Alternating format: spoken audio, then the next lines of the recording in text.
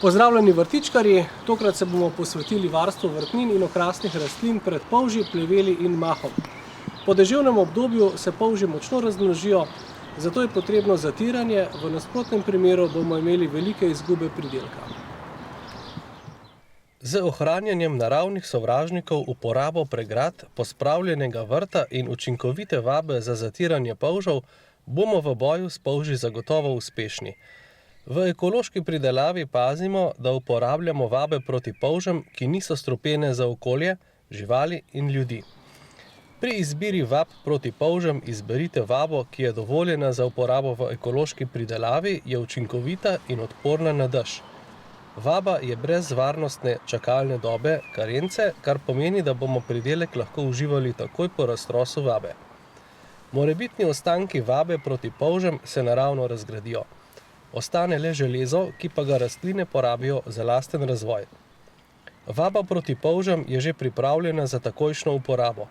Za raztros vabe na 1 kvadratnem metru potrebujemo 5 gramov zrnc ali eno srednje polno čajno žličko na 1 kvadratnem metru. V času pojavljanja polžev zadošča, če raztros vabe ponovimo 4-krat v sezoni.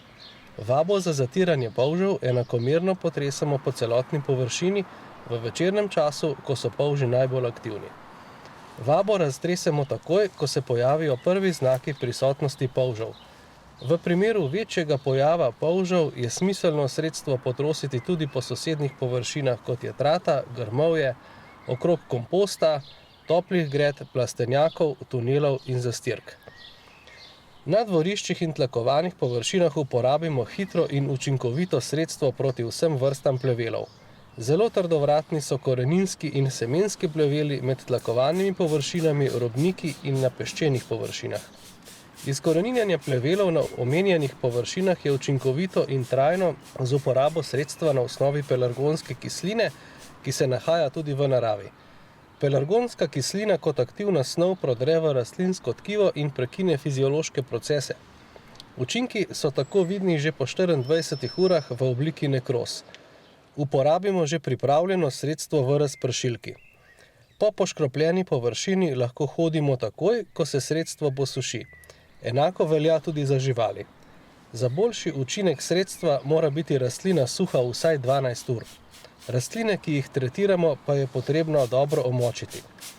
Po potrebi tretiranje ponovimo v 30 do 60 dnevnem razmaku. Pri zatiranju trdovratnih plevelov in požrešnih polžev bomo uspešni le, če bomo pravočasno ukrepali. Moje ime je Primož Brezovec, veseli me, da letos vrtnarimo skupaj.